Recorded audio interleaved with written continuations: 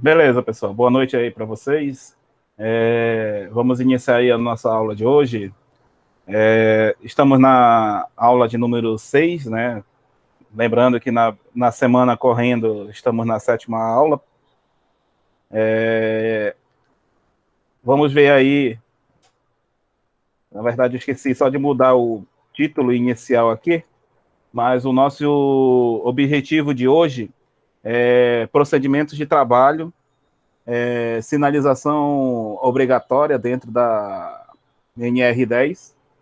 E eu tinha comentado ontem que a gente ia comentar algumas coisas sobre primeiros socorros e questão de combate a incêndio, né? Mas eu decidi tratar primeiro esses dois primeiros tópicos ainda, com relação a procedimento e sinalização, que vai ser base aí para os tópicos justamente de emergência, né? No primeiros socorros e combate a incêndio, pois eles tratam justamente dos procedimentos a serem feitos e algumas sinalizações.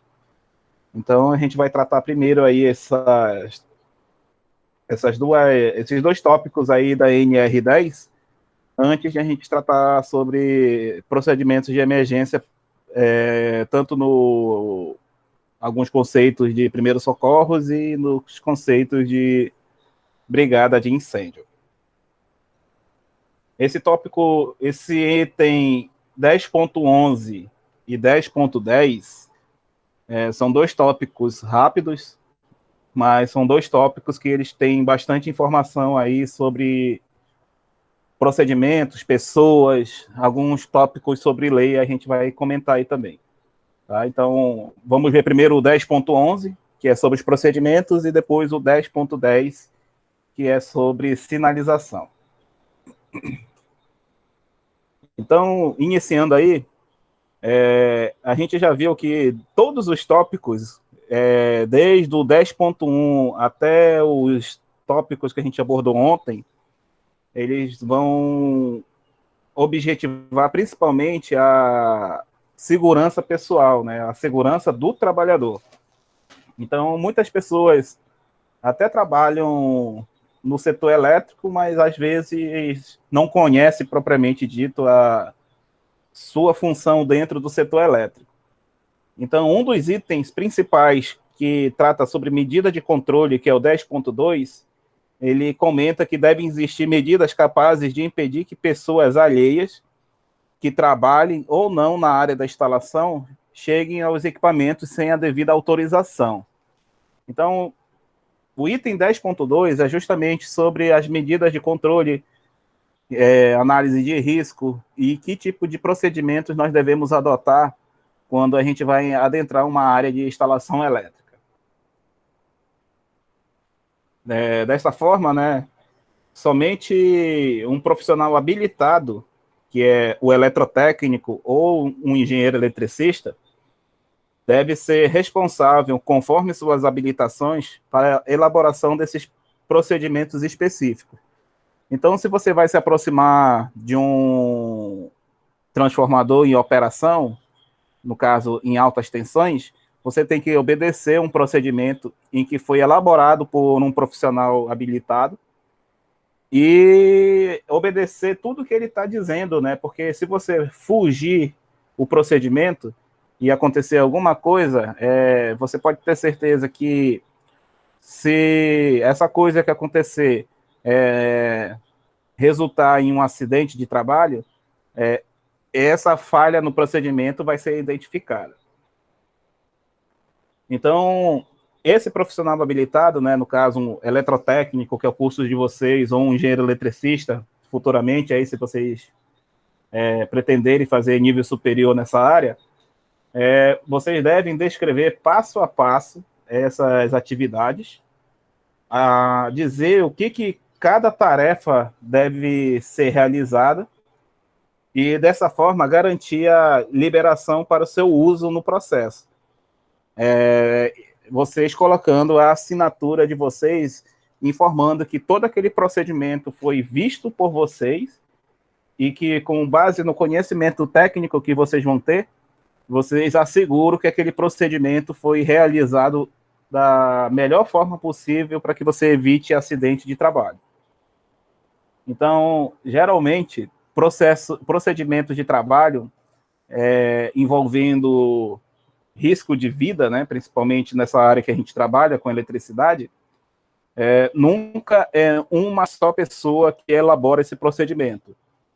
Geralmente, você elabora, passa por uma revisão, passa por uma aprovação, mas até chegar nessa aprovação, você pode ter certeza que tem várias pessoas observando se esse procedimento é adequado ou não. Então, esses daí são os primeiros passos aí para quem um dia for trabalhar sendo responsável técnico de alguma área, algum procedimento com elaboração de instrução de trabalho, por exemplo. Aqui eu coloquei a questão da assinatura, né? Eu coloquei um modelo de ART, no caso aqui voltado para engenharia, mas vocês têm um documento chamado TRT. É o mesmo documento, né? Só que para nível técnico. Aí eu coloquei aqui essa ART para vocês observarem o que está escrito no item 9 das informações, porque esse mesmo item 9 que está na ART para engenheiros, esse item 9 também consta no TRT, que é o termo de responsabilidade técnica, que profissionais de nível médio técnico vão também assinar. Então, o que está constando aqui? A RT é válida somente quando quitada, mediante apresentação de comprovante de pagamento, conferência no site. Então, para você emitir esse documento,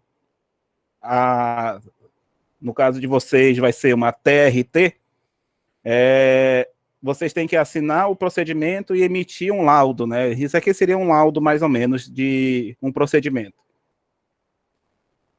Continuando aqui nessa observação do item 9, está escrito aqui, né? O profissional declara serem verdadeiras as informações aqui prestadas, sobre as quais assume todas as responsabilidades sob pena de incorrer nas sanções previstas no artigo 229 do Código Penal brasileiro e no artigo 10 do Código de Ética Profissional, instituído pela essa resolução 1002 do ano de 2002, das condutas vedadas.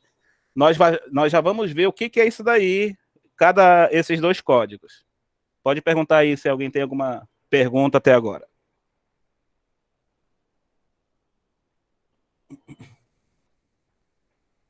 Sem perguntas?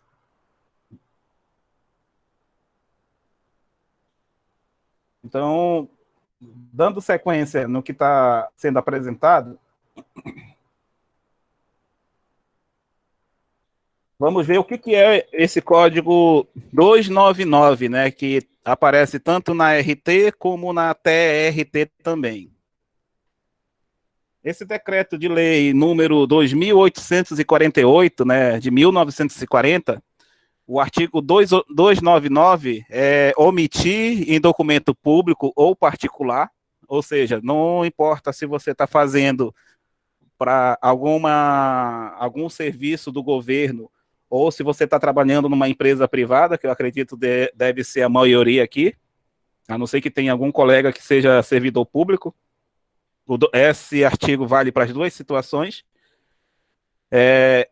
Declaração que dele devia constar ou nele inserir ou fazer inserção de declaração falsa, né? Então, tem todo esse descritivo aqui que diz que você não pode, em documento tanto público ou particular, omitir informação ou colocar informação falsa, né? É passível, né, de prisão de 5 anos, de 1 a 5 anos, e multa se o documento for público. E reclusão de 1 a 3 anos e multa conforme se for o documento particular. Então, além de você ter uma reclusão, né, ter punição de estar preso, ainda vai pagar uma multa pela omissão ou pela informação falsa, né, de documento, tanto público como particular, né. Então, de forma resumida, né, esse artigo 299 é o famoso crime de falsidade ideológica, né, em que você informa uma coisa que não é verdadeira. Então, quando você assina tanto a TRT para nível técnico ou uma RT para nível superior, é um documento em que você entrega para o seu cliente. Se o cliente for uma instituição privada, você também está dentro dessa lei. E se for um órgão do governo, também a lei é válida nas duas situações. E vamos ver o que é essa resolução, né, 1002 do ano de 2002 das condutas vedadas, né? Ela fala aí no artigo 10, que diz no exercício da profissão, são condutas vedadas ao profissional. Ou seja, é conduta que você não deve fazer. Ante ao ser humano e aos seus valores. Descumprir voluntária e injustificativamente com os deveres do ofício. Então, por exemplo, se vocês já estiverem trabalhando na área como eletrotécnico e vocês, de alguma forma, omitir a obrigação do trabalho de vocês, né? Se, por exemplo, uma instalação elétrica residencial, você faz essa instalação elétrica e ela apresenta algum problema e foi identificado que você precisava fazer nem que seja um rascunho de um projeto, né, para você saber o que você vai fazer, você está fazendo omissão da sua função dentro da sua atividade elétrica. Essa letra B, ainda do artigo 10, é muito visto em empresa pública, né? Vamos ver o que ela diz. Usar de privilégio profissional ou faculdade decorrente de função de forma abusiva para fins discriminatórios ou para auferir vantagens pessoais. O que tudo isso quer dizer? Você já, em algum momento, ou na empresa em que vocês trabalham, ou em algum lugar que vocês precisaram de atendimento, em que tinha aquela pessoa ignorante, arrogante, só porque ela tinha uma função de chefia, por exemplo? Por exemplo, o cara é chefe numa empresa, mas ninguém gosta de conversar com aquele chefe, porque no momento que você vai conversar com ele, ele é ignorante com os funcionários. Não sei se... Lá na empresa tem uma situação dessa, na verdade, o meu chefe, né? Meu chefe maior, no caso, o supervisor, né, de manutenção. Ele é um cara que o povo não gosta muito de conversar com ele, não, porque o tom de voz dele é alto e ele é bem ignorante. Então, já fique sabendo que esse artigo 10, né, esse daqui é uma resolução 1002, né, do Código de Ética Profissional. Está escrito engenharia, arquitetura, agronomia, essas outras áreas, mas você deve levar em consideração que nesse ano de 2002, tanto os técnicos como os engenheiros, eles faziam parte tudo de um conselho só. Ou seja, essa resolução aqui, ela está escrita da forma original ainda.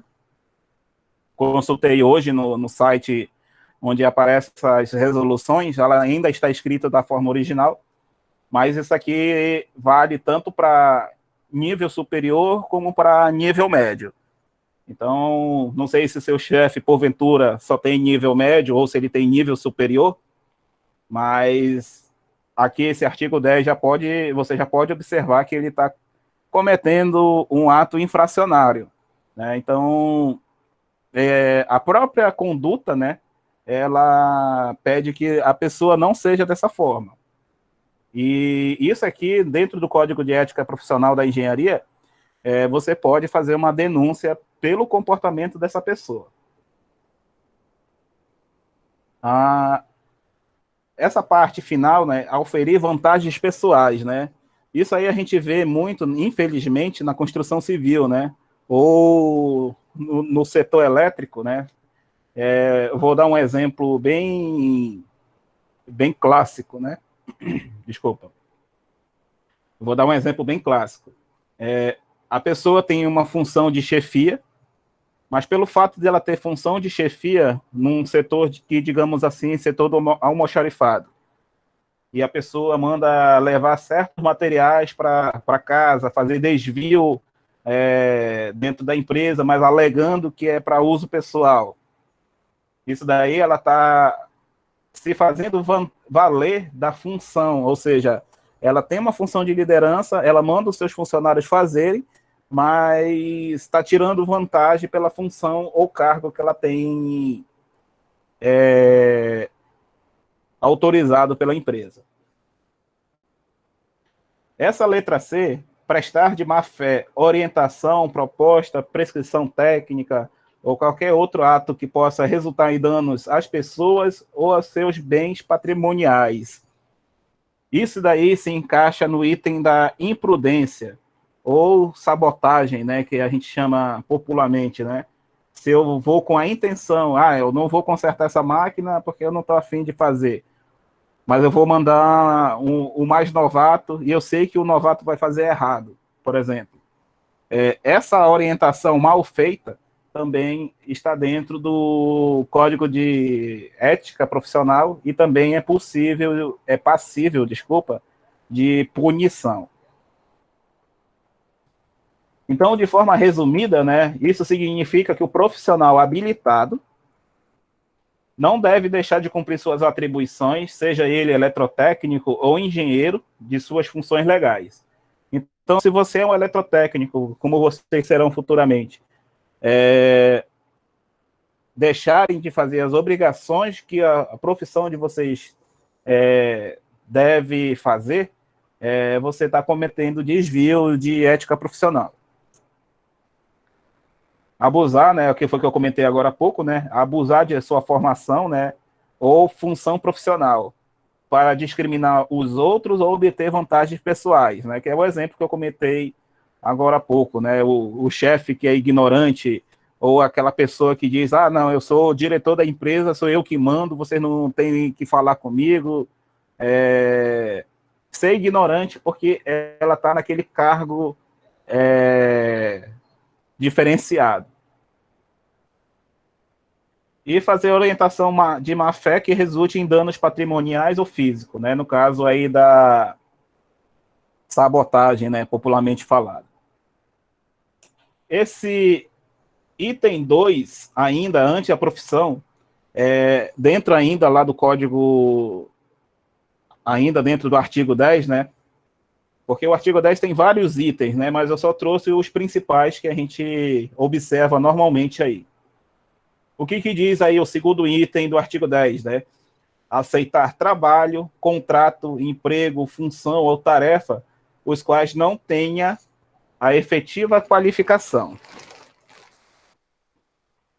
Ou seja, por exemplo, a pessoa não é engenheiro, mas está fazendo papel de engenheiro dentro da empresa. E também se classifica aí, né, como exercício ilegal da função.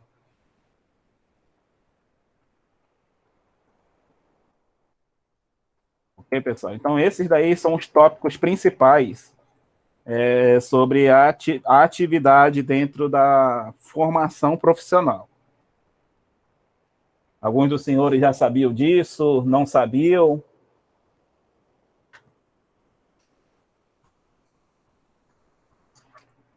Isso aí, ó, com que profissão isso parece mais? Essas coisas que eu estou falando aqui.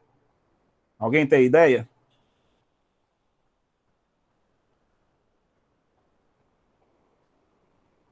Ó, para o Rodrigo aí é novidade, né?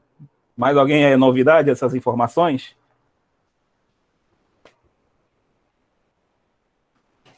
E que profissão, né? Tentem pensar aí, que profissão está muito parecido esse tipo de informação?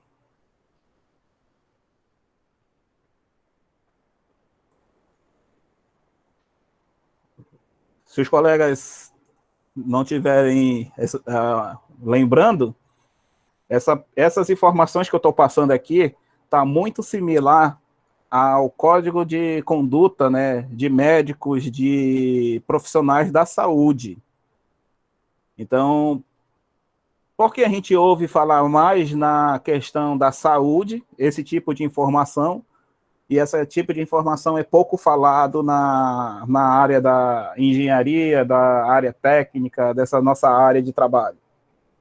Primeiro, se acontecer alguma coisa errada na nossa profissão, o que vai acontecer? De duas umas, né?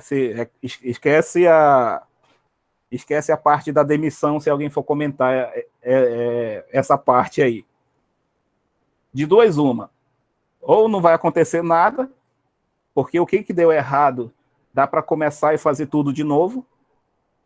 Ou se deu errado, queimando um equipamento, danificando alguma coisa, sem resultar consequências, para pessoas. Então, se eu queimo um equipamento importante, né, basta eu fazer a cotação de um equipamento novo e substituir. Então, esses códigos de ética existem, sim, dentro da área de elétrica e como qualquer outra área, só que a diferença é que quando essas áreas falham, geralmente as perdas são perdas materiais, né?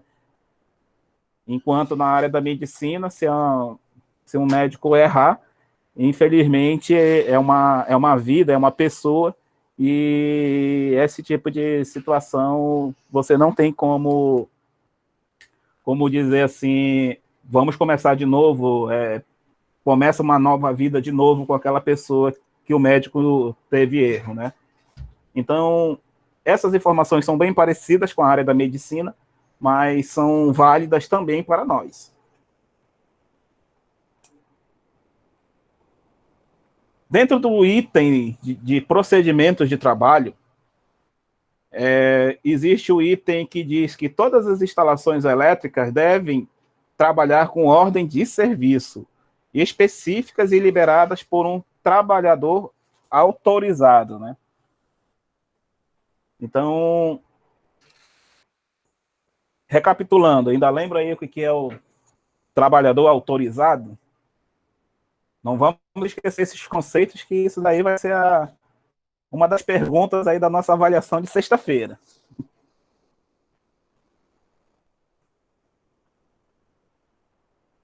Trabalhador autorizado, né? Só para a gente recapitular aí. O habilitado é o quê? O que estudou, nível médio ou nível superior. Quando ele termina o curso, ele se chama de quê? Qualificado. Ou seja, estudou, fez um curso técnico, fez uma engenharia, fez algum curso aí voltado para a área de elétrica, terminou o estudo, ele é um profissional qualificado. Só que ele qualificado, ele não pode trabalhar. Ele tem que fazer o quê? Se registrar no conselho de classe. E aí, no conselho de classe, ele vai se tornar profissional habilitado. Se for, no caso, nível superior, é o CREA. Se for nível médio, é o CFT, né? Que é o Conselho Federal dos Técnicos. Existe o regional também. O capacitado é aquele que não tem curso, ou tem aqueles cursos modulados, né? Um curso de eletricidade básica, eletricista instalador, mas mesmo que você faça vários cursos, você não pode chegar no conselho de classe e dizer, olha, eu fiz todos esses cursos, eu quero me registrar. Infelizmente, o conselho de classe ele não pode lhe registrar porque você não fez uma formação com carga horária suficiente para você ter um título de nível técnico. Então, você vai receber procedimentos para se tornar capacitado e vai trabalhar sendo supervisionado por um profissional habilitado. O autorizado, quem é? É justamente o que a empresa diz. O habilitado são fulano, fulano e fulano. Essas pessoas são autorizadas a trabalhar de forma autônoma, né? Ou seja, não precisam de outras pessoas para trabalhar. Enquanto o capacitado vai receber autorização também, mas vai ser supervisionado por um engenheiro, por um eletrotécnico. Então, quando o item 10.11.2 diz que ordens de serviços devem ser liberadas por trabalhador autorizado, então, ou vai ser um eletrotécnico, ou vai ser um engenheiro, ou vai ser uma pessoa que foi treinada para fazer esse tipo de liberação. E elas devem conter algumas coisas, né? Então, vamos recapitular aí.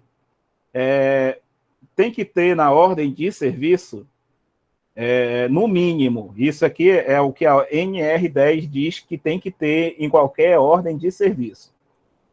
Tipo de intervenção planejada, ou seja, você tem um período de intervenção já determinado para esse tipo de ação. Ou o equipamento deu problema agora, nesse exato momento, você precisa daquele equipamento para voltar para funcionar. Então, uma intervenção corretiva, ou se você vai fazer uma melhoria no equipamento, né, fazer uma análise que precise de uma intervenção, mas uma intervenção futura, você faz uma preditiva. Então, o tipo de intervenção que você vai fazer dentro de uma instalação elétrica, ele tem que ser determinado na sua ordem de serviço. Se você vai fazer uma intervenção, né? Se for uma planejada, você já vai saber que dia você vai fazer. Se for uma corretiva, geralmente a corretiva é na hora, né? Mas vem dizendo a data da intervenção. Então, tem que ter data de execução nessa ordem de serviço. O local, né? Se eu vou fazer intervenção em algum lugar, eu tenho que saber que lugar é esse. E se eu vou fazer uma intervenção, lembrando aí do nosso primeiro tópico de procedimentos de trabalho, a referência dos procedimentos a serem utilizados. Ver se tem mais um. Não. Então, em ordem de serviço, não vamos confundir com o próximo item, né, que é procedimento de trabalho. Em ordem de serviço, tem que ter essas quatro, no mínimo, essas quatro informações. Tipo de intervenção, a data da execução, o lugar onde vai ser feito e a referência dos procedimentos. Né? Essa questão de referência dos procedimentos seria mais ou menos aquilo que a gente fez no exercício, né, da APR.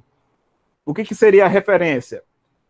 Vocês lembram que o exercício eu coloquei assim: fazer uma análise preliminar de risco para troca de motor ou substituição de motor elétrico. Então, essa parte aí da instrução que diz troca do motor ou substituição, troca de fiação, isolamento de área, tudo isso daí é referência para os procedimentos. No item seguinte desse item 10.11, no caso aqui o item 11.3, agora ele vai falar sobre esses procedimentos. Então, um dos itens obrigatórios, né, mínimo, são os objetivos. O que deve ser atendido nesse procedimento, né? O meu procedimento, ele diz que eu tenho que isolar um disjuntor. Então, lá no procedimento, ele diz que no final desse procedimento, você vai estar com o disjuntor isolado, bloqueado, identificado e liberado para o trabalho seguro. Então, tem que ter o objetivo dentro do procedimento de trabalho. O campo de aplicação, né? Ou seja, onde esse equipamento está instalado, né? Se ele é de baixa tensão ou alta tensão, né? Lembrando que para NR10 não existe aqueles conceitos de média tensão, ultra alta tensão e por aí vai, né? Na NR10 só existe baixa e alta tensão. Base técnica. Então, se eu vou fazer uma intervenção, eu tenho que ter uma base técnica, né? Então, essa base técnica são os conhecimentos técnicos necessários para a sua realização. Então, naquele exemplo lá do motor, né? Qual seria a base técnica para fazer aquela intervenção do nosso exercício? Ter conhecimento na área de elétrica, ter conhecimento na área de procedimentos de isolação, conhecimento na área de movimentação de materiais, ou seja, se eu vou carregar um motor, será que esse motor é muito pesado? Será que esse motor eu devo utilizar, na verdade, uma ponte rolante, uma talha, uma cinta, alguma coisa desse tipo. Então, todos esses conhecimentos para fazer o trabalho é o que a gente chama de base técnica. Ok, senhores? Alguma dúvida até aqui? Ainda tem mais itens referente ao procedimento de trabalho. Só estou fazendo essa pausa aqui para justamente perguntar se tem alguma dúvida, algum questionamento aqui até esse presente momento aí.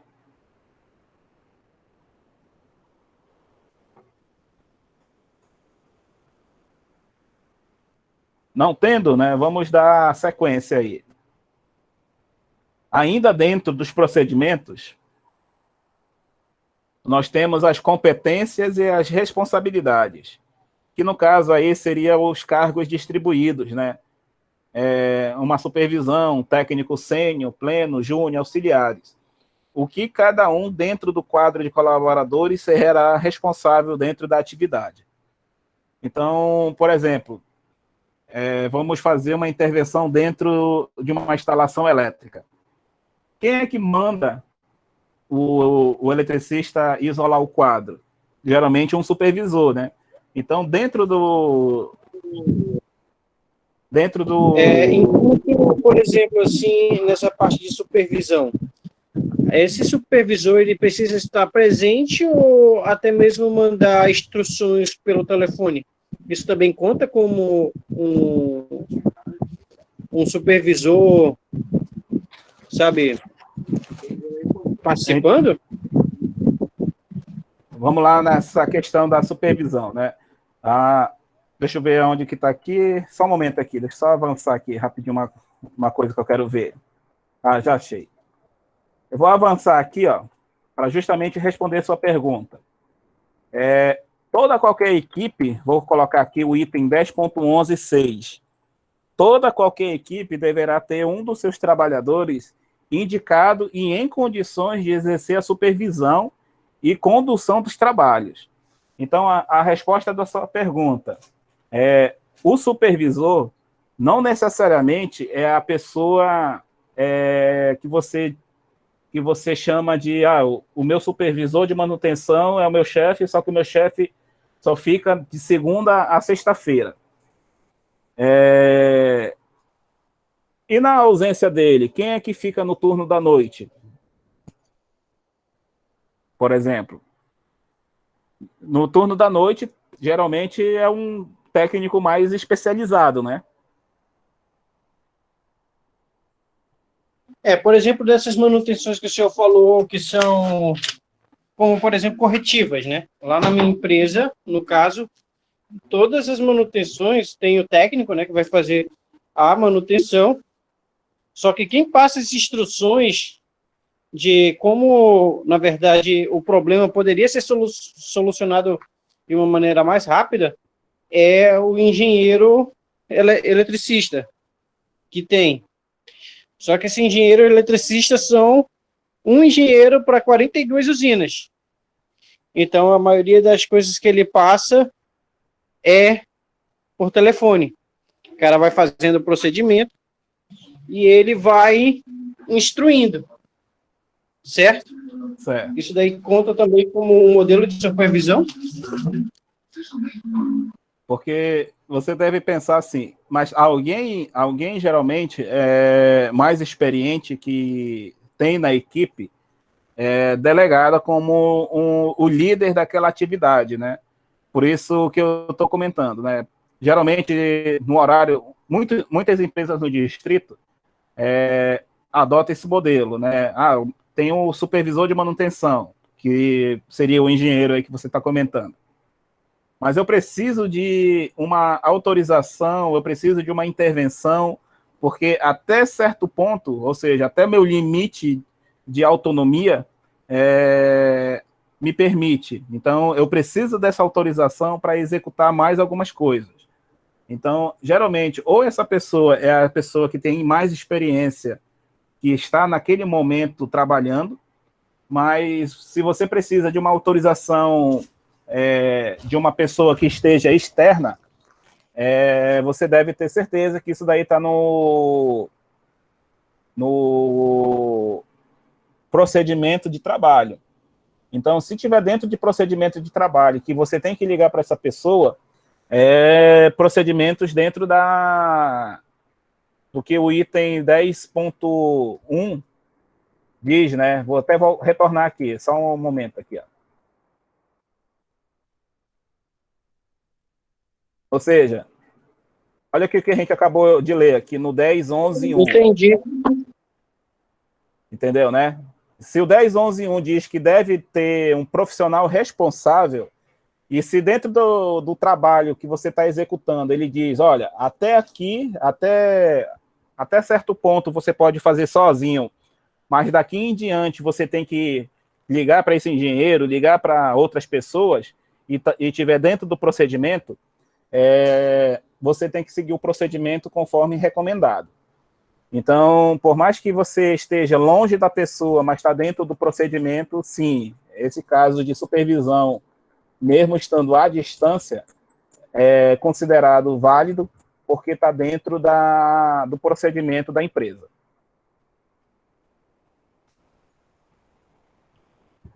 Beleza? E com certeza, quem liga para essa pessoa, para esse engenheiro, no caso que você trouxe esse exemplo, ou é o mais experiente dentro da equipe que está no lugar, né? Ou a pessoa indicada para estar fazendo essa função de liderança dentro da equipe. Não sei se é assim que funciona onde você diz que trabalha aí, né? Ou qualquer pessoa pode ligar para esse engenheiro, no caso.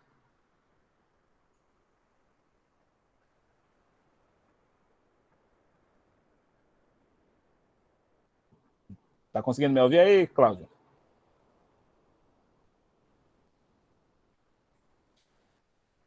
Tá, depois o nosso colega responde aí. Mas, esclarecendo por demais, né? Se tiver dentro do procedimento que tem que ligar para uma pessoa externa, você tem que obedecer o procedimento, senão você pode tomar decisões que não são as decisões corretas, independente do que você julgar naquele momento, né? Então, se tiver dentro do procedimento, o procedimento ele é válido nesse tipo de situação. Dando sequência aí nos procedimentos de trabalho, temos aí as disposições gerais, ou seja, outras informações que são necessárias para a realização da atividade programada. Por exemplo, um exemplo de disposição geral. Existe uma recomendação que em trabalhos com eletricidade você não pode trabalhar, se não me engano, com 80% ou 85% de umidade do ar. Então, esse tipo de informação pode estar dentro de disposições gerais, por exemplo.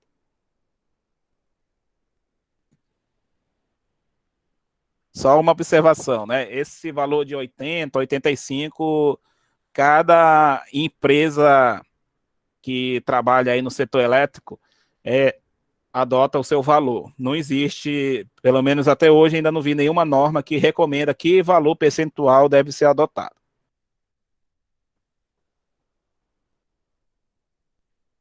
A letra F dos procedimentos, medidas de controle, né? Ou seja, a análise preliminar de risco, elas devem ser elaboradas, realizar os bloqueios, né? Que é o lockout, tagout, né? Que é o colocar o cadeado, identificar, e a adoção dos equipamentos de proteção, tanto individual como coletivo, para a realização das atividades. Então, dentro dos procedimentos, tem que vir dizendo que tipo de equipamento de proteção deve ser utilizado. E nas orientações finais, né? Deve ter uma reunião com o supervisor, que eu acredito complementa a resposta aí que o Cláudio, da pergunta do Cláudio, que é justamente reunir com o supervisor, em que ele vai dizer as explicações finais. Que explicações são essas? Por exemplo, ele tem que explicar quem vai estar na frente do serviço, quem é que vai estar fazendo o que em cada frente de trabalho, o que deve se fazer em caso de emergência, caso ocorra acidente, quem deve procurar, quem deve fazer, para quem deve ligar, e qualquer outra informação importante aí que se faça necessário no procedimento de trabalho. Então, recapitulando aí, temos as ordens de serviço, que tem que dizer a intervenção, o lugar, data e os procedimentos, as referências dos procedimentos.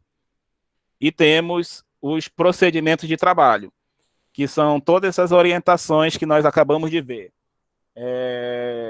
Tudo isso daí deve ser observado justamente para que você não venha despreparado para a sua atividade dentro do serviço elétrico. Algumas empresas, posso até já dar uma antecipada, pode surgir aquele comentário: a minha empresa onde eu trabalho não faz nada disso. Talvez não faça nada disso todo dia, mas com certeza vocês tiveram algum momento em que vocês fizeram uma coisa chamada integração. Então, na integração, é falado todos esses procedimentos, pelo menos deveria dar uma observação aqui, é falado todos os procedimentos de segurança, que pessoas vocês devem procurar em caso de emergência, deve ser feito uma reciclagem sobre esses conhecimentos, sobre esses procedimentos, mas pelo menos esse item da reunião com o supervisor, das medidas de controle, dizer quem vai fazer o quê e que tipo de intervenção, lugar, data e hora, isso daí vocês podem ter certeza que tem que ser obrigatório ser informado esse tipo de conteúdo, de informação. E outra informação importante: se porventura algum de vocês estiver trabalhando na empresa que não faça nenhuma dessas orientações, porque a NR10 aqui está dizendo que são os itens mínimos necessários. Então, ou procurem saber com o técnico de segurança, ou o SESMIT, né, que é o nosso próximo slide, saber como esses procedimentos são realizados. Só colocando uma observação aqui, o setor de SESMIT, ao contrário do que acontece aí em muitas empresas do distrito, como eu já vi, o setor do SESMIT não é aquele setor que parece aquele Monte Olimpo, né? Só aparece os deuses lá dentro, né? Que a gente chama assim, né? Só me aproximo se tiver autorização, se for uma necessidade, se for uma troca, né? Ao contrário de empresas do distrito, que eu já vi isso, na empresa onde eu trabalho, o SESMIT, ele fica em campo. Então, o técnico de segurança, ele trabalha junto com o setor de manutenção. Ele tem que estar junto com a manutenção, acompanhando esses procedimentos, acompanhando o treinamento, que é justamente isso que a gente está vendo aqui no item 10.11.4. Procedimento de trabalho, treinamento em segurança, saúde no trabalho, autorizações do item 10.8, né, que é o habilitado, capacitado, todos aqueles conceitos, deve ter participação pelo Serviço Especializado de Engenharia e Segurança de Medicina do Trabalho, que é o SESMIT, que a gente tanto ouve falar aí no nosso setor de trabalho.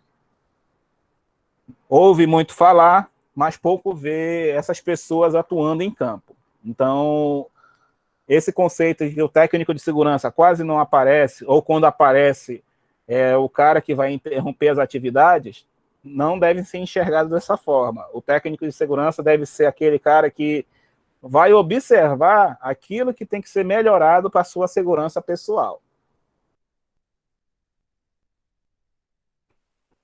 Ou, por acaso, tem algum colega que tenha uma opinião diferente na questão da atuação do técnico de segurança?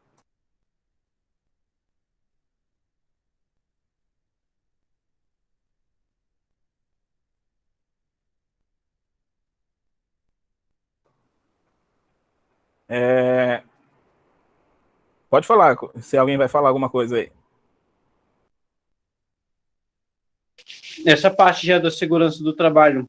Eu sei que existe, né, o técnico de segurança do trabalho, mas teria algum, como é que se fala,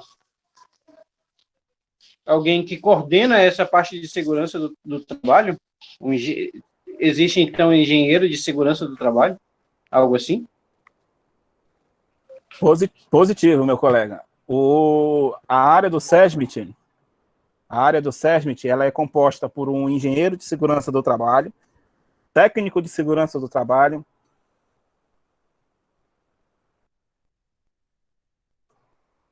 Desculpa aí. Entendi, eu nunca tinha visto esse conceito, pelo menos, de engenheiro de segurança do trabalho. Positivo. O que você não vê é uma faculdade de engenharia de segurança do trabalho, porque não existe, pelo menos até hoje ainda não vi, a faculdade propriamente dita, igual uma engenharia elétrica, uma engenharia mecânica, essas coisas. O que existe é a pós-graduação em engenharia de segurança do trabalho. Tanto é que essa pós-graduação... Então, no caso, não tem engenharia de segurança do trabalho, mas existe uma pós-graduação de engenharia de segurança do trabalho. Eu não entendi. Eu vou fazer um paralelo aqui para os colegas que não conhecem esse conceito de pós-graduação. Imaginem vocês formado como eletrotécnico. Vai fazer esse curso que o Centec está oferecendo, né? Que vocês pagaram para fazer esse curso. Aí, no final do curso, vocês têm lá o diploma, eletrotécnico. Então, vocês estão aptos a trabalhar na área de eletrotécnica. Só que, digamos que algum colega de vocês, algum colega que está aqui assistindo essa aula, eu quero trabalhar agora com telecomunicações.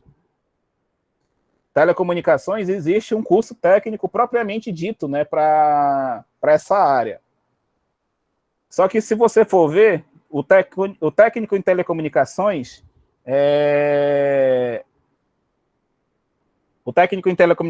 ele tem circuitos elétricos, tem toda essa base de eletrônica, eletricidade, que vocês estão vendo também. Só que existe fenômenos magnéticos, antenas, existem algumas matérias em que o curso de eletrotécnica não vê.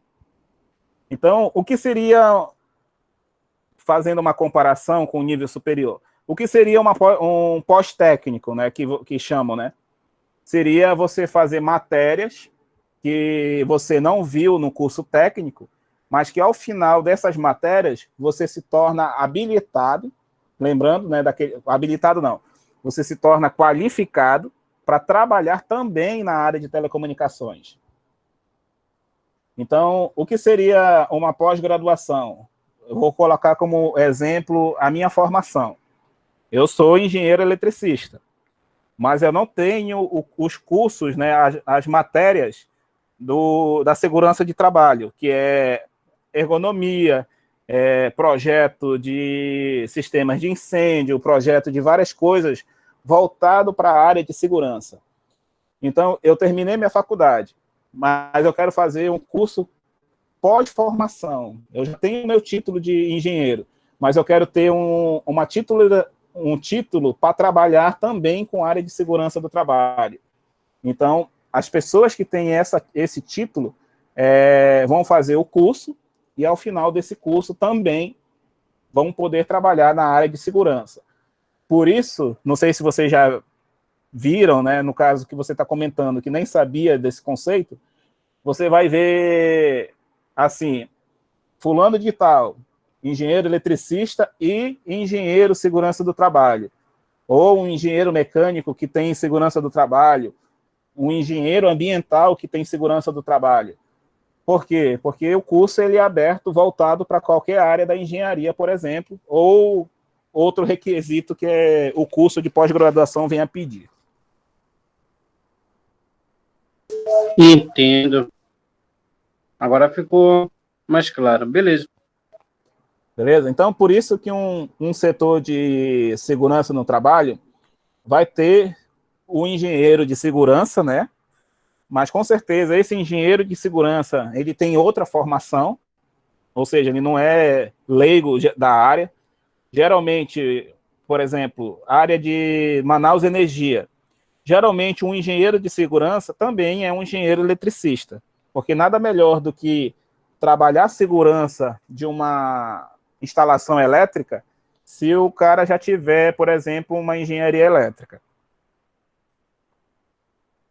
Beleza? Então, só para complementar aí o que você também perguntou, quem é que trabalha dentro do SESMIT? O engenheiro de segurança, o técnico em segurança do trabalho, vai ter a Comissão Interna de Prevenção de Acidentes, que também é ligada ao SESMIT, né, que seja a CIPA, vai ter os brigadistas, vai ter uma série de pessoas que vão estar amarrados aí no SESMIT. Vai ter médico do trabalho, enfermeiro, e por aí vai.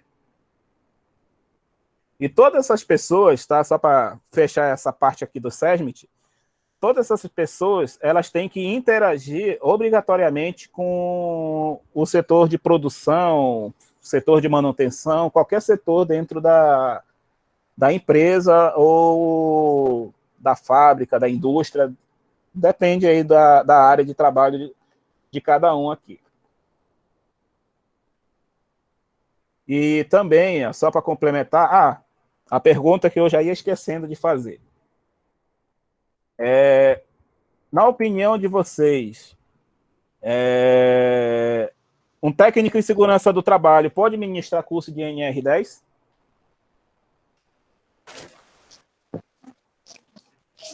Pode, né? Ele está lidando com segurança no trabalho. Eu acredito que seja uma das formações.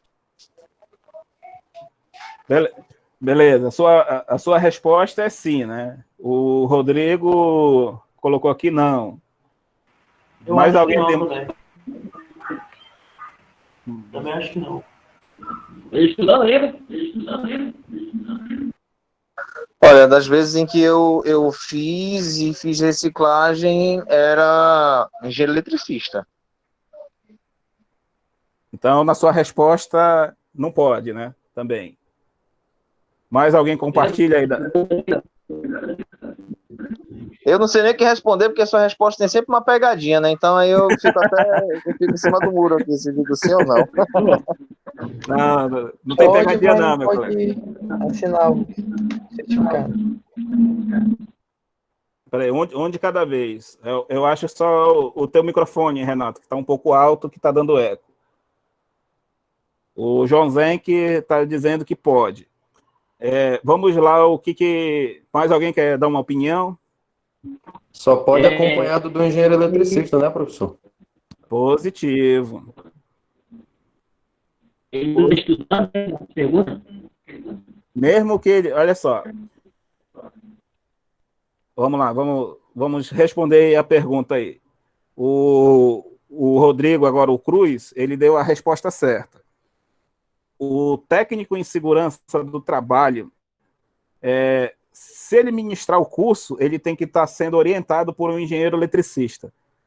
E outra, o técnico em segurança, estou falando apenas do técnico, o técnico em segurança do trabalho, ele não tem a formação técnica que o item 10.8 diz sobre profissionais habilitados, que é estudar o setor elétrico, né, fazer um curso voltado para o setor elétrico e ter o registro no conselho de classe. Quais são os conselhos de classe aí para a área elétrica? O CREA ou o CFT, que é o Conselho dos Técnicos. Técnico em segurança do trabalho, ele tem registro aonde? Algum dos colegas sabem? O Josivan, eu acho que vai saber responder aí. Saberia dizer, meu colega?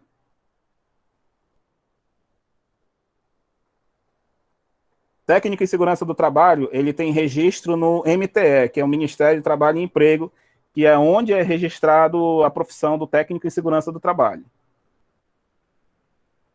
Então, temos conselhos diferentes e conselhos que não necessariamente trabalham direto com o setor elétrico. Então, por mais que seja técnico em segurança do trabalho, ele não tem a qualificação técnica do setor elétrico. Então, quem são as pessoas que o item 10.8 da NR10 fala? Eletrotécnicos ou engenheiros. E dentro dos eletrotécnicos, ele tem que ser supervisionado por um engenheiro eletricista. Então, no final das contas, o engenheiro eletricista é que vai fazer o famoso ditado, né? É o engenheiro eletricista que vai dar a canetada final dizendo: o curso foi ministrado conforme o anexo 2, né? Que o anexo 2 são os itens obrigatórios, e foi supervisionado por um profissional habilitado, ou seja, tem o registro no conselho de classe e estudou a área de eletricidade. Então, o técnico em segurança do trabalho sozinho, ele não pode ministrar um curso de NR10. Mas diga que o seguinte, vamos dizer, pelo menos já teve lá numa empresa que eu trabalhei, chamada Calcomp. Era um engenheiro, era algo sobre recursos humanos, né, e tal. E ele foi ministrar esse curso de NR10 lá na empresa, né? Ele deu para todos os setores. Só que, tipo, ele não teve acompanhamento de nada disso. E Não. também não era algo voltado, ele também não tinha nada como engenheiro de segurança do trabalho, nem muito menos como técnico de segurança do trabalho. Cara, só escalaram ele, vai lá e fala. Ele foi lá e falou. E no final ele deu a canetada dele lá, né? Num papelzinho A4, todo fuleiragem. Deu pra gente lá uma canetada lá, dizendo que ele ministrou esse curso aí. No caso, esse curso aí que ele ministrou, tá valendo alguma coisa? De acordo com a NR10 e do que a gente está vendo até agora, infelizmente, para a lei, não vai valer nada esse curso dele. A única formação de segurança do trabalho que pode ser diferente de um engenheiro eletricista é justamente quem fez o curso de pós-graduação em segurança do trabalho. Porque dentro da pós-graduação existem matérias que envolvem tanto trabalho em altura, trabalho em instalações de combate a incêndio e sistemas elétricos. Então, se ele tivesse formação em engenharia de segurança do trabalho, aí sim o certificado dele teria validade. Fora isso, não. E corresponde a algo também quanto ao papel, porque pô, um A4 impresso, sabe? Bem na faz verdade, diferença hoje, também alguns. não, a qualidade do papel, meu colega, infelizmente, isso é a beleza da coisa, né? Mas o que importa aqui nesse processo todo? A assinatura de quem está sendo responsabilizado. Lembra lá do que a gente colocou aí na nossa apresentação? Aqui nessa RT, ó. Essa aqui é uma RT que eu emiti aqui. Vem meu nome, vem meu CPF. É claro que eu apaguei meu CPF, mas vem meu nome, vem meu CPF, vem minhas responsabilidades e vem tudo escrito isso daí, me dizendo que eu fui responsável por alguma coisa que eu assinei. Então, e outra coisa, olha aqui o que a gente viu da resolução 1002. E foi essa parte aqui, ante a profissão. Aceitar trabalho, contrato, emprego, função ou tarefa as quais não tenha efetiva qualificação. Então, ele vai sofrer essa punição, né, se tivesse essa fiscalização quanto a isso. E a outra coisa que lá na RT vem escrito, né, é o artigo 299 de falsidade ideológica. Então, essa pessoa que fez esse curso e não tem nada disso, não tem a responsabilidade anotada, assinou olha aqui o item 299, né? Ele assinou um documento particular ou público e declara que ele fez, né? Ou seja, ele fez uma coisa a qual ele não tinha essa atribuição. Então, qual é o nosso problema da nossa área aqui?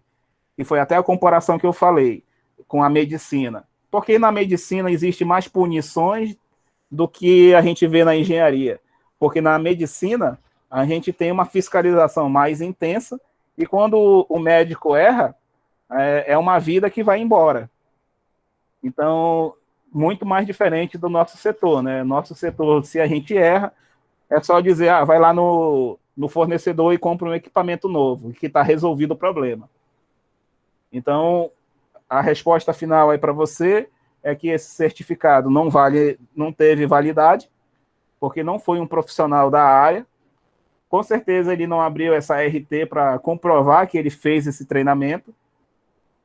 E quanto à qualidade do papel, né, pode ser um A4 ou um A3, que é aquela folha menor, pode ser qualquer papel que tiver sido impresso, mas a assinatura de quem está lá é o que vale.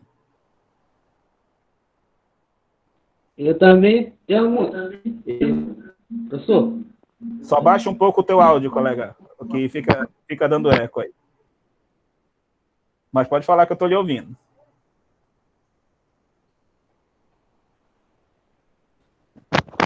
é a situação da instituição que tá dando, vamos dizer, semipasse nesse todo. Aí tá essa dúvida aí.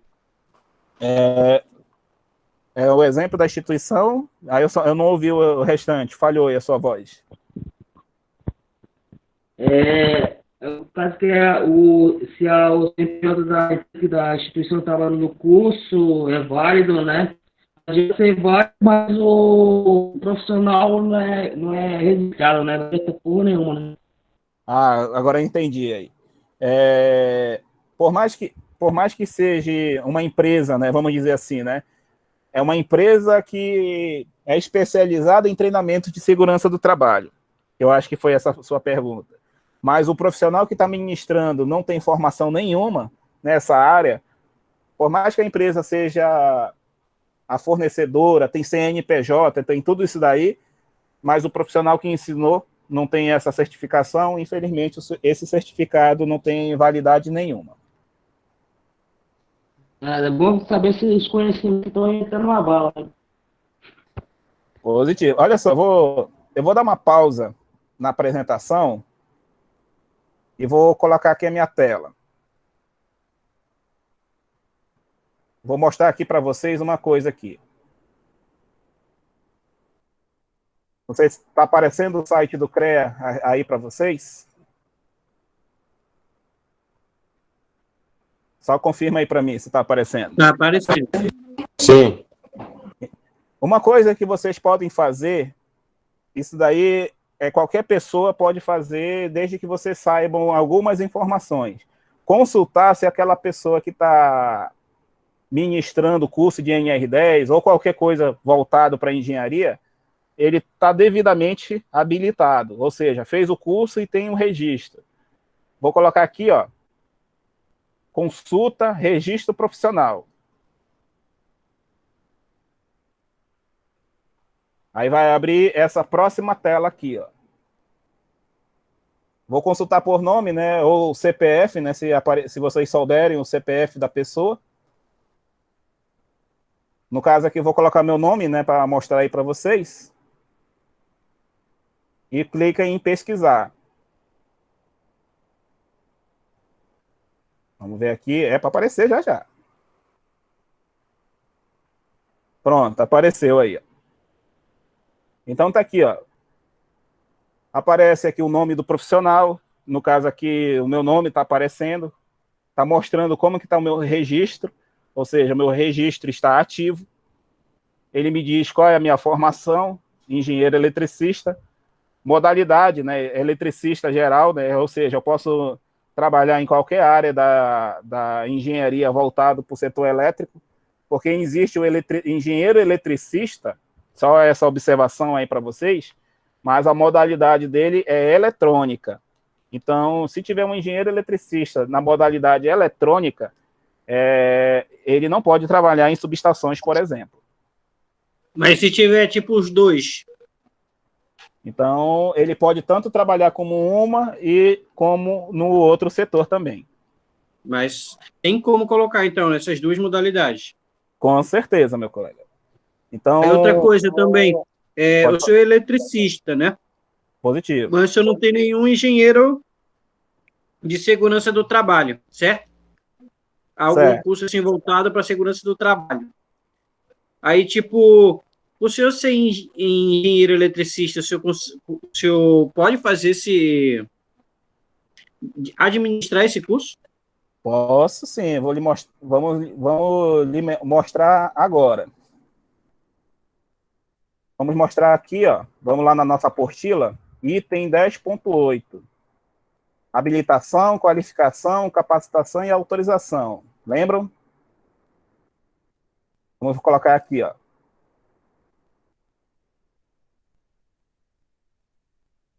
É E, considerado professor, profissional. Pode falar, meu colega. o certificado vai ser o nome e esse é o número do CREA, né? Vai com nome e número do CREA também. Então, só para responder a resposta do colega aí. Olha aqui o item 1082. Considerado legalmente habilitado, o que é previamente qualificado, ou seja, estudou para essa área e tem um registro competente no conselho. Ou seja, eu já fiz o curso de engenharia e aqui no site do CREA está aparecendo o meu nome. Então, eu sou habilitado para fazer esse tipo de curso. Agora, por exemplo, assim, esse tipo de curso que o senhor está administrando agora é voltado para eletricidade, certo? Positivo, positivo. Então, tipo, enquanto as outras áreas, aí o senhor já não poderia mais. Não, não posso. Por exemplo, eu estou procurando aqui, enquanto estou respondendo você, aqui é outra resposta que eu quero apresentar para você. Por exemplo, uma NR35, que é trabalho em altura, é segurança do trabalho. Por mais que seja um eletricista, eu, particularmente, eu não posso ministrar uma NR35 para vocês, porque foge as atribuições que eu tenho lá dentro do CREA.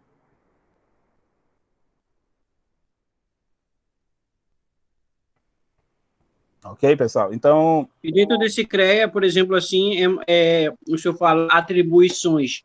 Não tem algo em específico que o senhor pode e o que o senhor não pode, né, dentro desse CREA. tem sim lá Isso dentro, né? daí tem? Tem sim, lá dentro do CREA. É porque, como essa aula está sendo gravada, vai aparecer meu CPF, né? Então, por isso que eu não vou mostrar aqui para vocês, né? Eu posso até mostrar depois que eu encerrar a gravação. Aqui dentro do serviço online, tá? Vai aparecer a outra página onde vai aparecer meu CPF, por isso que eu não quero colocar. Quando eu acesso a minha página do CREA, vai aparecer lá dentro as atribuições do engenheiro eletricista. Mas existe as atribuições para você consultar aqui, ó, atribuições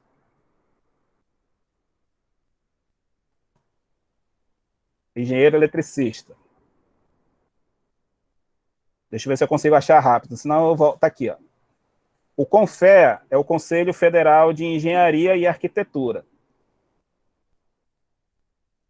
Estou procurando aqui rapidinho para mostrar aqui para vocês.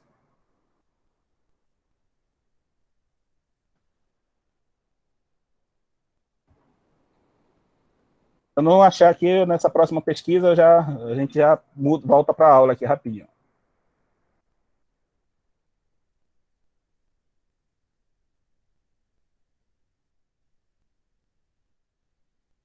Não, eu não estou conseguindo achar aqui rápido, mas existe sim as atribuições, né, do engenheiro eletricista. Vou colocar aqui a apresentação de volta. Só um minutinho. Mas existe sim, concluindo a resposta aí para você, né?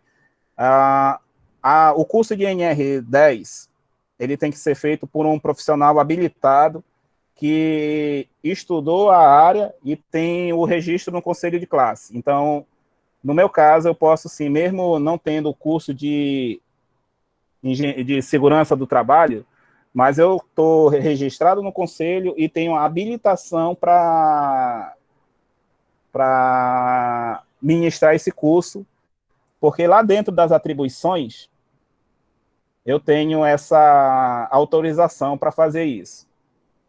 Mas falando assim, por exemplo, fica na parte do... Se o senhor fizer a pós, não faria nenhuma diferença, né? Já que o senhor poderia administrar mesmo assim. A pós-graduação, ela vai abrir não só para essa área de segurança, né? Por exemplo, hoje, por mais que eu tenha a minha formação de engenheiro eletricista, eu preciso da formação complementar para projetar sistema de combate a incêndio, por exemplo.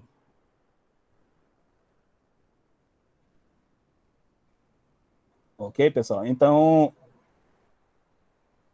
isso daí que a gente está falando para engenharia, essas mesmas atribuições que eu estou comentando aqui, também existe para vocês do curso técnico. Tá? Eu achei aqui, porque como eu tirei a minha tela, né, para não aparecer meu CPF, eu consultei aqui rapidinho as atribuições, né? Aí eu já achei aqui as atribuições do curso, né? Então tá aqui, ó. Tá aparecendo uma lista escrito atividade 1, 2 e 3. Só confirme aí para mim. Sim. Sim. Olha aqui, ó. O Conselho Federal de Engenharia, Arquitetura e Agronomia, que é o CONFEA, ele deliberou essa resolução 218 lá no ano de 73. Vamos ver aqui, ó, a atividade, deixa eu lembrar. Cadê? Aqui, atividade 8. Ó. Ensino, pesquisa, análise, ensaio, divulgação, experimentação técnica e extensão. Extensão são cursos também. Ou seja, aqui dentro da atividade 8, que é uma atividade de ensinar, fazer cursos, fazer capacitação, está dentro da competência. Olha aqui o artigo 8. Ó. Compete ao engenheiro eletricista o desempenho das atividades do número 1 ao número 18. Então, do número 1 ao número 18, que está aqui, essa lista, está incluso a atividade número 8, ó, de ensino. Então, aí tá aí a resposta, né? Um engenheiro eletricista, mesmo que ele não tenha curso de pós-graduação de segurança do trabalho, pode ministrar um curso de NR10? Então, a resposta é sim, porque dentro das atribuições do engenheiro eletricista, ele está dizendo que compete ao engenheiro eletricista o desempenho das atividades do número 1 ao número 8. Aí, quando você vê o número 8, está aqui, ensino. Então, a resposta da sua pergunta é sim, meu colega. Então, pode ficar tranquilo que... Beleza. Eu posso, sim, estar ministrando esse curso para vocês. Essa canetada vai valer, né? Olha só, esse tipo de informação é bom vocês saberem, porque quando eu fiz a minha formação, esse tipo de coisa não foi passada para mim, né?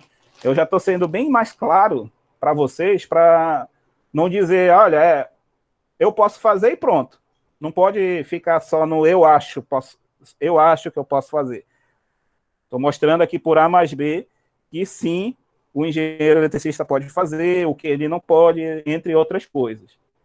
Ok, pessoal?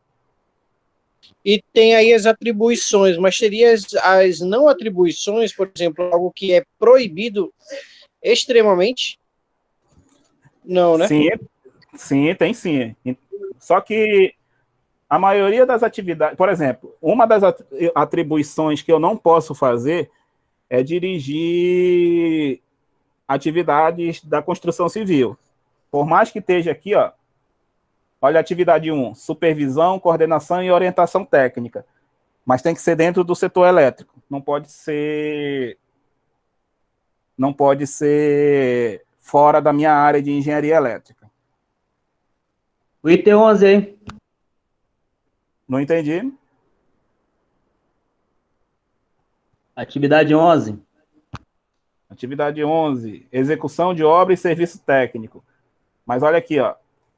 Que tipo de obra um engenheiro eletricista, né, pode fazer? Dentro da construção civil, não a parte de estrutura, parede, essas coisas. Mas dentro da construção civil, o conduíte ele tem que ser embutido em parede, tem que ser montado em estrutura. Isso sim faz parte de obra e serviço técnico. Mas não quer dizer que eu tenho que ser responsabilizado pela parte de alvenaria, por parte de levantar viga, essas coisas todas. Então, por exemplo, o engenheiro eletricista já tem que chegar lá e tá tudo pronto para você executar a sua parte. Entendi. Beleza? Quem dera se fosse assim, professor. Não, mas quem dera, meu colega, se eu fizer um negócio voltado para a construção civil e der zebra na minha mão, meu colega. Já ouviu o ditado do seguro morreu de velho? É verdade. Então, isso que eu estou comentando, você pode até dizer, é mais restrito para o setor da engenharia. No curso técnico não tem tanta fiscalização. Aí sim eu posso dizer para vocês, eu concordo. Mas se der zebra na mão de vocês, as punições, as sanções administrativas também seriam as mesmas. O nosso problema é que o nosso setor dessa nossa área técnica tem pouca fiscalização.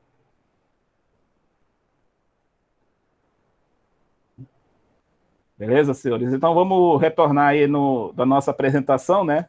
Então, essas explicações todas aí, com relação à parte de segurança, a parte de pessoas que são autorizadas, as pessoas que trabalham no setor do segurança do trabalho em si. Vamos para os procedimentos de trabalho ainda, do item 11.6. Qualquer equipe deverá ter um dos seus trabalhadores indicado em condições de exercer a supervisão, né? Foi o que o Cláudio também perguntou agora há pouco. Deixa eu só mudar essa tela de apresentação para a minha tela, né? Que a minha tela mostra o chat aqui, eu não estou conseguindo observar, que tem alguns colegas que fazem a pergunta no chat. Beleza. O que isso quer dizer na NR10? Ela quer dizer o seguinte, que mesmo que tenha uma pessoa que, vamos dizer, não é supervisor de manutenção, mas não existe aquele supervisor de manutenção propriamente dito, tem que ter a pessoa dentro do grupo que é indicada como líder. Onde a gente vê muito isso daí, né, é na área militar. Na área militar, por exemplo, tem sargento, tem tenente, tem cabo, até chegar no nível mais baixo da patente, né? Mas sempre vai ter o quê? Sempre vai ter um líder na frente da tropa.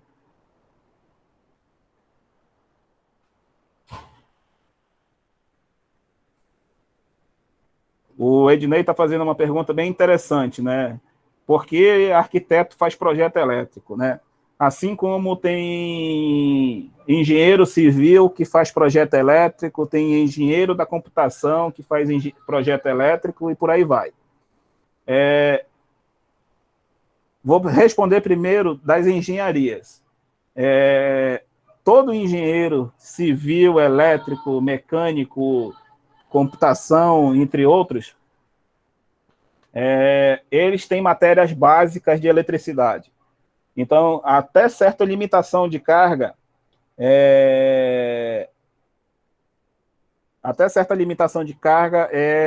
o engenheiro, esses outros engenheiros, eles podem fazer projeto residencial de baixa tensão, por exemplo. Os arquitetos, existe uma briga aí judicial, porque os arquitetos eles não fazem mais parte do CREA, mas eles abriram um conselho, que é o Conselho dos Arquitetos e Urbanistas, que tem praticamente as mesmas atribuições do CREA. E como ele é um conselho de classe, os conselhos de classe não podem anular o que o outro conselho diz. Então, existe uma briga judicial que está tentando impedir que os arquitetos façam projeto elétrico. Mas até onde vi o último status sobre isso daí, é que os arquitetos ganharam uma decisão judicial autorizando eles fazerem os projetos elétricos. A observação... Professor, Pode falar, irmão. mas só que a questão do arquiteto fazer o projeto elétrico, que quando a gente pega o projeto elétrico para fazer, executar o serviço, não sei se os outros colegas já aconteceu com ele, mas comigo 2 ou 3 vezes. O projeto não tem nada a ver, a escala toda é diferente do físico. Positivo. É esse o problema judicial que está tendo aí com os arquitetos e engenheiros. A gente sabe, sim, que, entre outras coisas, mas, infelizmente, o Conselho dos Arquitetos autoriza eles fazerem projeto elétrico residencial, só uma observação, até 75 kW. O engenheiro eletricista também faz projeto residencial até 75 kW e qualquer outro projeto independente do valor de carga. Professor, mas nesse caso do arquiteto, se ele consegue fazer projeto elétrico até 75 kW, por que arquiteto faz dentro de shopping? No caso que é 69, né? Lá é alta tensão. Ele consegue? É habilitado para isso? Não, colega. Nesse caso aí, você pode ter certeza que tem um engenheiro eletricista por trás. 75 kW é baixa tensão. Pois é, porque os projetos de arquitetura que eu peguei, né, dentro do shopping Suma, Ponta Negra, Manauara e outros, né, assinado pelo arquiteto, né, que é o arquiteto Félix, não estou lembrado o resto do nome dele, que ele mora em São Paulo. Então ele não tem nenhuma qualificação. É ele e a esposa dele que são arquitetos e ele assina, ele e ela. Entendendo? Aí eu falei, até comentei por isso há um tempo com o meu supervisor de manutenção, eu falei, mano, ele não pode assinar porque ele é arquiteto e aqui é alta tensão. Que eu saiba, ele consegue assinar um projeto de baixa tensão, até onde que eu sei, né, que eu falei para ele, só, né, aí já não sei, eu falei, tem que rever isso aí, porque eu geralmente eu não posso fazer assim, eu vou fazer por fazer, né, eu fiz a parte elétrica das lojas da Infostor na época, mas com a assinatura do arquiteto. Olha só, aí tem que entrar uma outra informação para vocês aí, que o arquiteto, ele tem que trabalhar, ele pode abrir no caso do arquiteto, se não me engano, é uma RRT, né? Que é o nome da RT deles. Ele pode abrir um documento de gestão, por exemplo, eu sou engenheiro eletricista, mas eu contratei um engenheiro mecânico para fazer um serviço para mim. Quem é o responsável da obra no final das contas? Eu que sou engenheiro eletricista. Mas eu tenho que abrir um documento, uma ART, chamada ART de gestão. Ou seja, por mais que não seja eu que vou executar, mas eu estou tendo um suporte de um engenheiro mecânico. Mas no final das contas, o projeto foi executado por um engenheiro mecânico, nesse exemplo que eu estou passando para vocês, e só que a responsabilidade final é de quem contratou, de quem chamou. Então pode ser, aí para ter essa confirmação, só olhando aí como está escrito lá no projeto, como está escrito as referências, pode ser que aconteceu essa seguinte situação. Esse engenheiro esse arquiteto que você disse, fez o desenho, fez o projeto, fez aonde vai ficar a subestação, que ele ainda pode ter essa autonomia de dizer aonde vai ficar, mas o projeto propriamente dito da subestação, envolvendo alta tensão, dispositivos de proteção, condutores, tudo isso daí, vocês podem ter certeza que tem um engenheiro elétrico por trás. Porém, o responsável do serviço, da obra, continua sendo o arquiteto. Ok? Então... No caso, tipo uma parceria. É como se fosse uma parceria, né? Quando eu tenho certas limitações da minha formação, mas eu preciso de uma atividade em especial. Então, pode se caracterizar aí nessa situação que o colega expôs. É um arquiteto que está responsável da obra, mas ele contratou um engenheiro eletricista para fazer o projeto elétrico. Aí você vai ver o nome de quem? Vai ver o nome do responsável. O responsável continua sendo o arquiteto.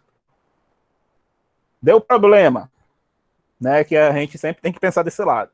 Ah, deu problema. Vai chamar quem? Vai chamar o arquiteto. Aí o arquiteto vai dizer, não, eu sou responsável da obra, mas o executante, o responsável técnico da subestação é este engenheiro eletricista. Aí o arquiteto vai acionar o engenheiro eletricista para apresentar as devidas explicações ou esclarecimentos em caso de problemas.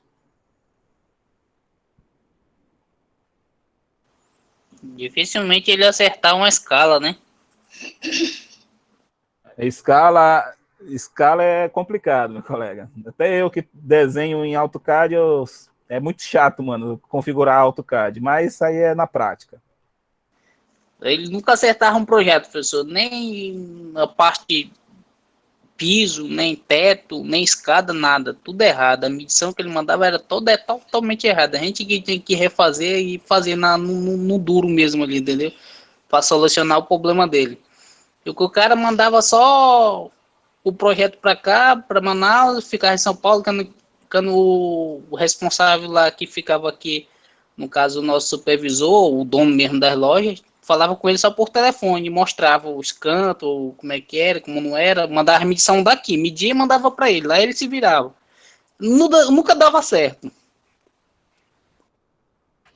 E é complicado essa situação, porque existe até orientações que não deve ser executado obras sem supervisão de no caso do engenheiro, tem um engenheiro local.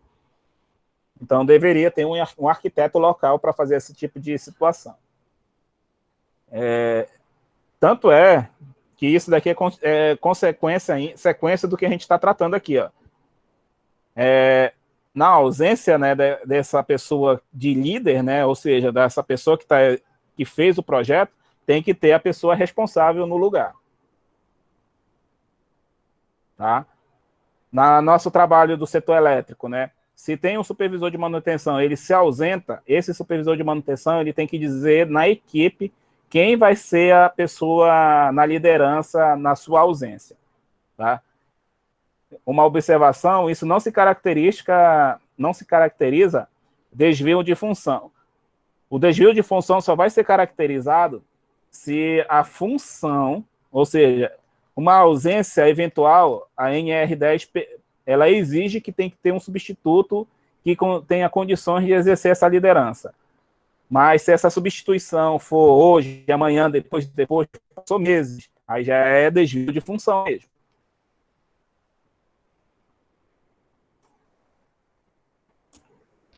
Antes de iniciar qualquer trabalho, né, em equipe, todos os membros em conjunto com o responsável pela execução do serviço devem realizar uma avaliação prévia. O que é a avaliação prévia? É a nossa APR, Análise Preliminar de Risco. Ela vai estudar, planejar as atividades e as ações a serem desenvolvidas. Isso daí está no item 10.11.7. Ou seja, por isso que no início da nossa apresentação de hoje, eu comentei que se existe aquele chefe ignorante que não consegue conversar com ninguém, ele está cometendo o erro da infração na questão do Conselho de Ética da Engenharia, tá? Porque hoje, além de hoje a gente já está uma situação diferente na questão do tratamento com pessoas, o próprio NR10 no item 10.11.7, ela diz que tem que ter essa comunicação efetiva entre as pessoas. Lembra lá do acidente do vídeo que o Renato colocou? Foi puramente falta de comunicação efetiva. Lembrando, né, que o item 11.2 deve especificar as ordens de serviço com o seu local. Ou seja, se o eletricista vai trabalhar no transformador, ele não pode, no meio do caminho, trabalhar no disjuntor, mesmo que o disjuntor esteja isolado. Quando isso acontece, tem que tirar o nome daquela ordem de serviço daquele eletricista e colocar o nome do outro no lugar.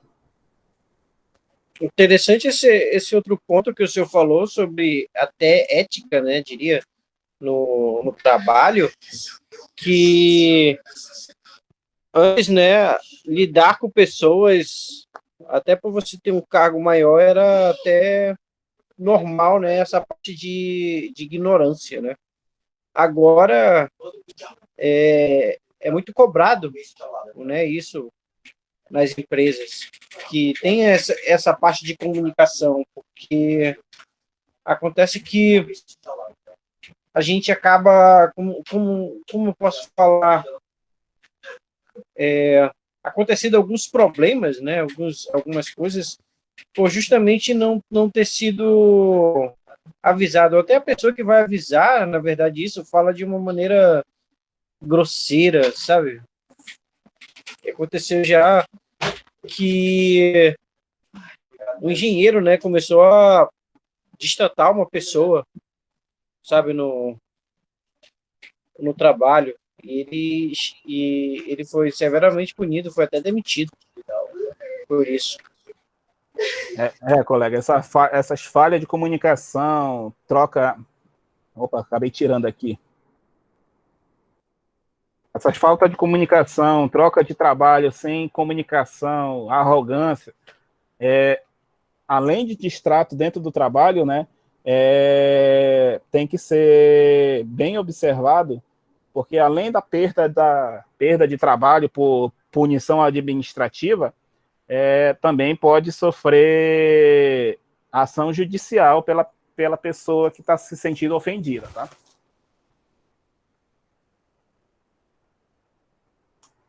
Então, e o cara estava no direito, porque, tipo, ele era o tal, entendeu? Ele teve sorte, que ainda não foi judicialmente, mas hoje é muito mais complicado, né? A parte da pessoa fazer isso. Que agora eu acho que a lei está mais abrangente, enquanto a outras situações. Positivo, irmão. Então, isso daí acontecia muito mais antigamente, né, em que as pessoas ignoravam totalmente esses procedimentos, né? Hoje, com mais informações que a gente vai tendo aí, vai ficando mais claro que não é de qualquer forma que a gente trabalha e a forma como a gente recebe as informações. Então, esse último item aí de troca de atividades, de uma pessoa ir para outras atividades sem comunicar, já ia esquecendo. Se tiver essa troca de atividade de uma coisa para outra, tem que ser realizada uma nova análise preliminar de risco e uma nova conversa de equipe com aquela mudança de pessoa, tá? Não é simplesmente, olha, chegou um cara novo, ele vai trabalhar com vocês. Não, não é dessa forma aí.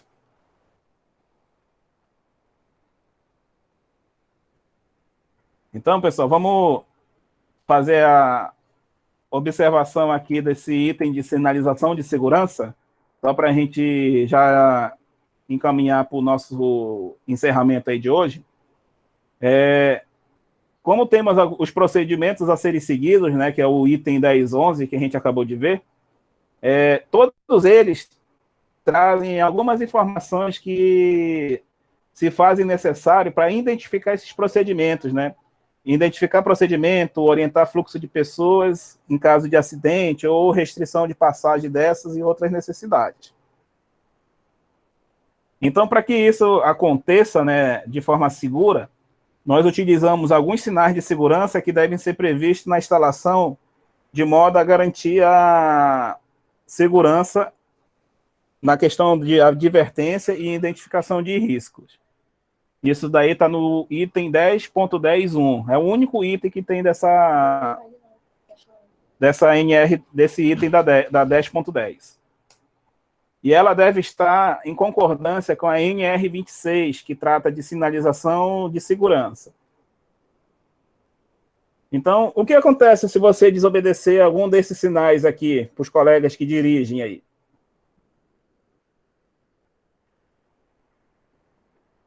Por exemplo, se existe uma orientação de curva para a esquerda, você vai para a curva para a direita. Será que você vai sair numa boa, sem problema nenhum aí nesse tipo de situação?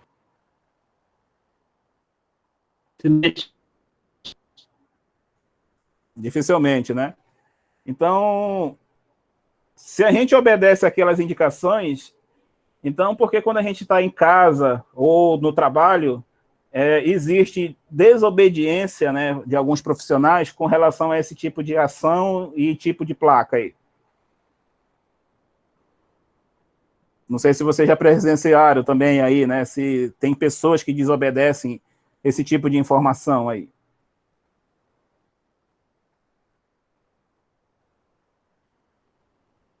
Então, se existem procedimentos, existem informações em que a gente vê dentro da nossa atividade, dentro da nossa área de trabalho, então por que a gente ainda comete ato inseguro dentro de casa também? Será que isso daí só vale dentro da empresa, por exemplo? Fazer uma pergunta bem mais simples. Será que essas informações que a gente está vendo aqui de NR10, elas não seriam válidas também aí para dentro de casa? Com certeza. Né? Então, o que está faltando, o que estaria faltando um pouco aí para nós é também começar, não só obedecer essas ordens dentro do trabalho, né? Mas tentar fazer essas coisas dentro de casa também. Porque dentro de casa também existem os mesmos perigos que podem existir na nossa região de trabalho, né? Por exemplo, a gente fala muito de cuidado com produtos químicos no trabalho, né? Com querosene, diesel, essas coisas. Mas será que não tem produto químico dentro de casa aí também? Risco elétrico, risco de queda, e por aí vai, né? Então, esse daí são uma das observações aí que a gente precisa também ter aí dentro da nossa residência e por onde a gente estiver dentro da empresa. Então, o que o item 10.10.1 fala aí dessas recomendações para sinalização? Nós devemos ter a identificação dos circuitos elétricos, né? Ou seja, se eu tenho circuito elétrico dentro da empresa, esses circuitos têm que estar identificados. O nome do circuito, o nome do painel. Cada painel tem que ter o seu nome identificado. Em caso de travamentos e bloqueios, também tem que ter a sinalização, né? Aquele cadeado dizendo não opere, por exemplo. Restrições de impedimento de acesso, né? Por exemplo, essas placas que eu coloquei aí, não ultrapasse a faixa, área restrita e por aí vai. Aqueles cones de sinalização, tudo aquilo ali é restrição e impedimento de acesso. Já envolve também delimitação de áreas. Sinalização de áreas de circulação, via pública, via de veículo e movimentação de cargas. Quem trabalha no distrito, que tem muita movimentação de empilhadeira, tem que ter também aí a sinalização por onde a empilhadeira passa, sinalização sonora, sinalização por luz, para informar por onde essa empilhadeira está andando. Sinalização de impedimento de energização e identificação de equipamento ou circuito impedido, ou seja, se você faz isolação de um equipamento, circuito, essa isolação tem que garantir que nenhuma manobra seja feita sem o conhecimento de todas as pessoas. Então, se você desliga um circuito e autoriza pessoas a trabalharem nele, então tem que ter uma forma de identificação que mostre para outras pessoas que não sabem disso, chegou na frente daquele equipamento, consiga observar, opa, tem pessoas trabalhando nessa área aqui. Beleza, pessoal? Alguma dúvida aí nessa parte de sinalização, fluxo de pessoas aí, orientação? Ou algum dos colegas desconhece?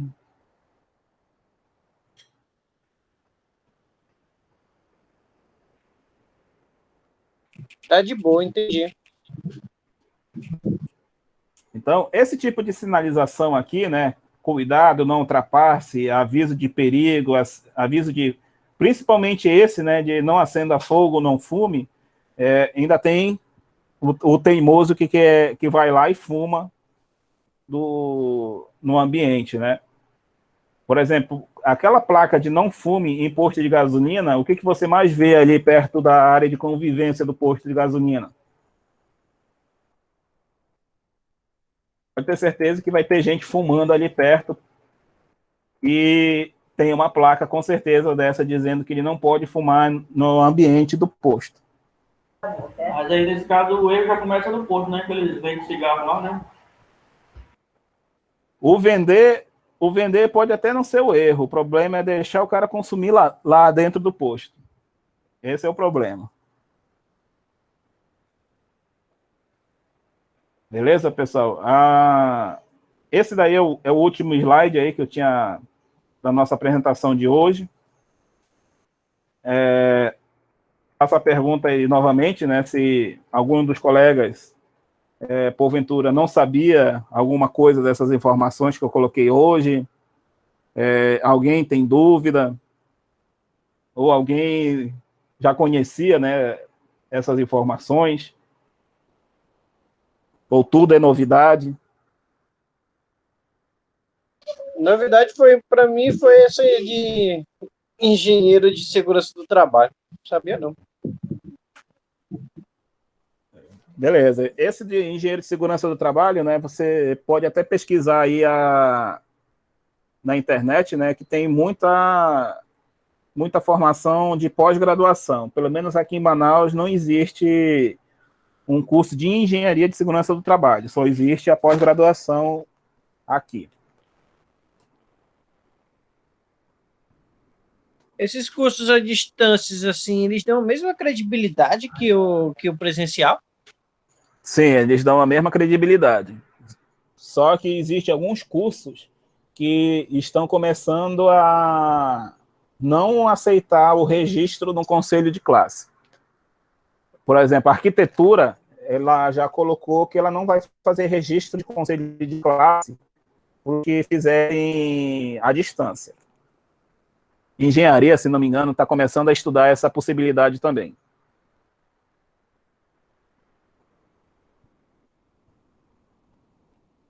Então, alguns cursos, o próprio conselho de classe já está começando a não recomendar a sua realização via a distância aí. E também concordo, né? Tem situações que, por exemplo, imagina um curso de engenharia sem prática de laboratório de experimento aí, de circuitos elétricos, comandos, essas coisas aí, né?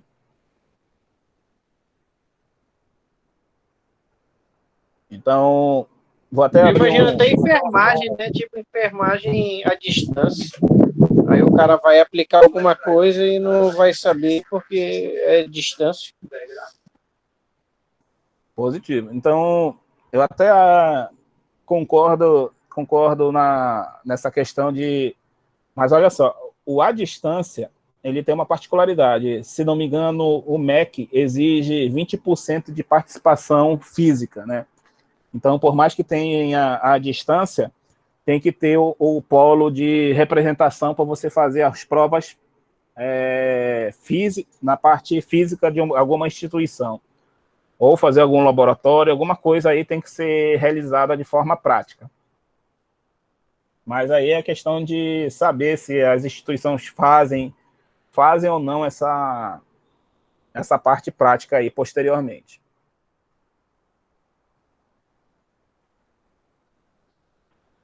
Beleza, pessoal? Mais algum questionamento, mais alguma dúvida aí da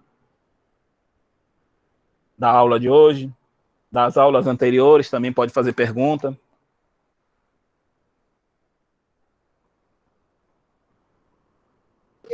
Muito obrigado apenas, professor. O último trabalho é sexta? Eu vou mandar sexta-feira a lista de atividades. Vai ser igual prova. 10 questões apenas, baseado na aula dessa semana aqui. Entrega na segunda, né? Tudo entrega isso, professor? Tudo isso não, meu colega, só isso. Só, tipo, algo fugindo já do contexto, já. Tipo, já mês que vem já tá nativa. Positivo. Eu vou só encerrar aqui essa nossa gravação aqui para só ficar restrita aqui a parte da aula. Só um momento aí. Beleza.